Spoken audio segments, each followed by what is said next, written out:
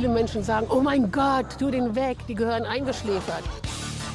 Das Projekt Start ins neue Leben ist dafür da, dass wir auch Hunden mit, ich sag mal, Nebenwirkungen ins neue Leben verhelfen. Diese besonderen Hunde sind Hunde, die Aggression zeigen in gewissen Situationen. Zu 90–95% verhalten die sich wie jeder andere Hund auch. Und dann gibt es Momente, die diese Hunde so schwierig machen, weil sie dann, wenn sie dann beißen, auch echt gefährlich sind.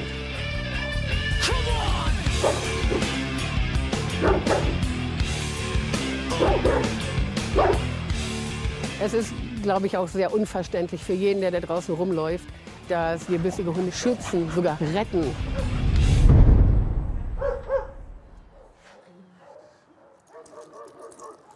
Heute kommt Luna, eine Kangal-Mix-Hündin.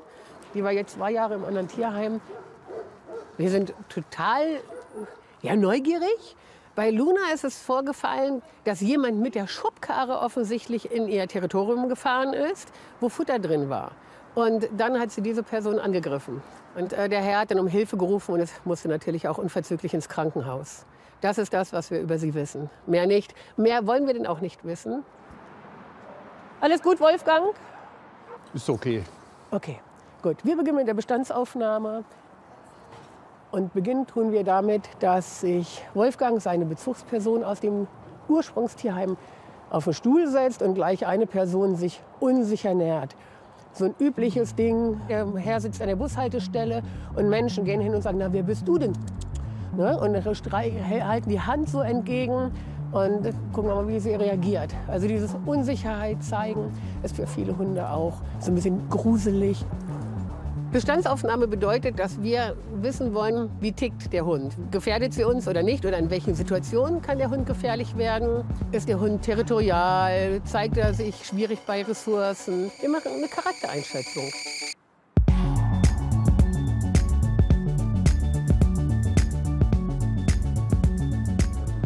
Also ich habe nie Angst vor ihr gehabt, von Anfang an nicht. Und ansonsten sind schon ein paar da, die also auch nicht nur Respekt, auch Angst haben. Berechtigterweise, weil es gibt ein paar Leute, die sie nicht mag. Und dann wird es auch durchaus ernst. Man könnte so viele Unfälle vermeiden, würde man so ein bisschen mehr in die Körpersprache von Hunden reinlesen. Mal schauen, was noch kommt. Was kommt noch? Futter. Ja, ich befürchte, dass die uns bei Futter um die Ohren fliegt auch. Schauen wir mal.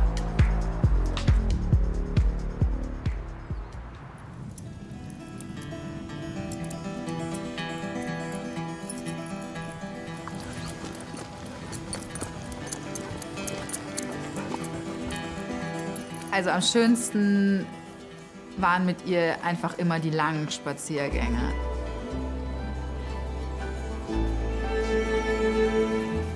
Wir sind ewig gelaufen.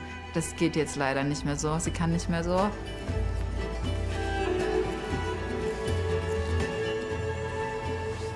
Die Bella, die wird jetzt in 2 Monaten 15.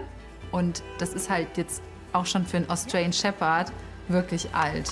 Also man sagt immer so, sie wären so 12 bis 15 Jahre alt und ist jetzt schon fast erreicht. Hier erstmal das Futter. Also die Bella kriegt immer einen halben Becher. Dann wird das mit Wasser ein bisschen eingeweicht. Dann geht's weiter mit ihren Mineralien. Da kriegt sie einen ordentlichen Löffel. Ich glaube, was ist da alles? Kalk, Mineralien, was ist da noch so? Mikromineralien ja. Für den ganzen Körper. Dann geht's weiter mit ihren Probiotika. Gut für den Darm, Magen-Darm. Und weil sie die Tabletten so nicht isst, kriegt sie das dann hier immer ins Futter eingeträufelt. Dann kriegt sie ihr Öl, ist jetzt fast leer, Mariendistelöl. Ein paar Tröpfchen da rein. Das ist auch für die Leber, weil sie die Leberentzündung hatte. So, das. Die Möhrensuppe. Genau. Die Möhrensuppe, die wir immer kochen. Das wäre die hier. So, und dann kriegt die hier so 3 Löffel. Und dann gibt es noch ein bisschen Nassfutter, auch für den Geschmack. Oh, bitteschön. Lecker.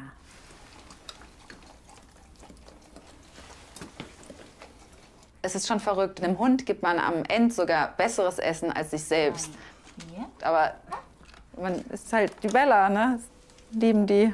Ist halt ein vollständiges Familienmitglied. Ja. Ja. Bei älteren Hunden ist es ja auch irgendwie wie bei älteren Leuten. Man muss sie ja dann pflegen und alleine manchmal, wenn ich sie angucke und sie sieht so, weiß ich nicht, so unbeholfen aus und ihr geht's nicht gut. Ja, Schatzi. Und dann gebe ich ihr halt die Kraft jetzt, die sie mir früher gegeben hat. Komm, Bella. Als wir sie bekommen haben, da waren meine Eltern noch zusammen. Kurz später, also da war ich so 17, haben sich dann meine Eltern getrennt. Und das war ja für mich dann noch mal eine ganz komische Situation alles. Und da war die Bella halt immer für mich auch so eine Bezugsperson. Ja, wie die Bella. Was ja auch echt ein bisschen verrückt klingt. Aber wenn man Einzelkind ist, ja, war die Bella immer wie meine Schwester. Ich bin ja alleine so dankbar dafür, dass sie immer für mich da ist.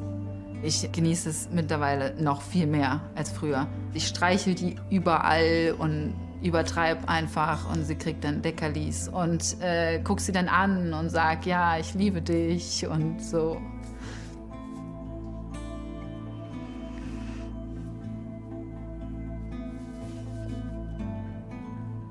Das ist ja furchtbar.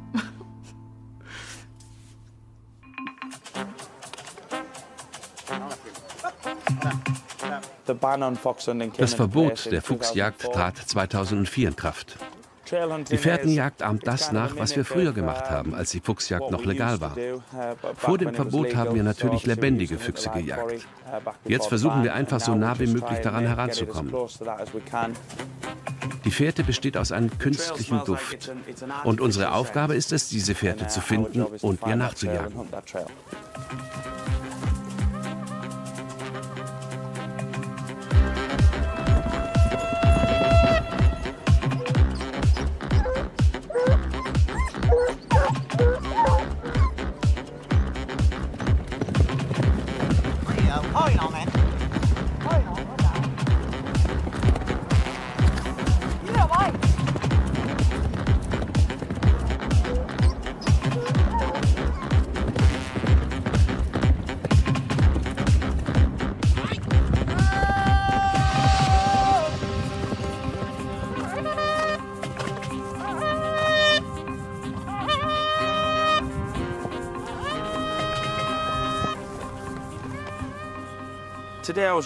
Heute war ich sehr zufrieden mit den Hunden. Sie haben wirklich gut gejagt. Wir sind eine ziemlich schnelle Meute. Wir haben Beziehungen zu anderen Jagdgesellschaften. Wenn die Hunde langsamer werden, dann versuchen wir, sie dorthin zu geben. Manchmal geben wir alte Jagdhunde auch in ein privates Zuhause für ihren Lebensabend. Aber letzten Endes sind es Rudeltiere. Und wenn man sie aus dem Rudel herausnimmt, kann sie das sehr, sehr unglücklich machen und ihr Leben massiv beeinträchtigen. Deshalb müssen wir das Leben der Hunde manchmal beenden, was wirklich traurig ist.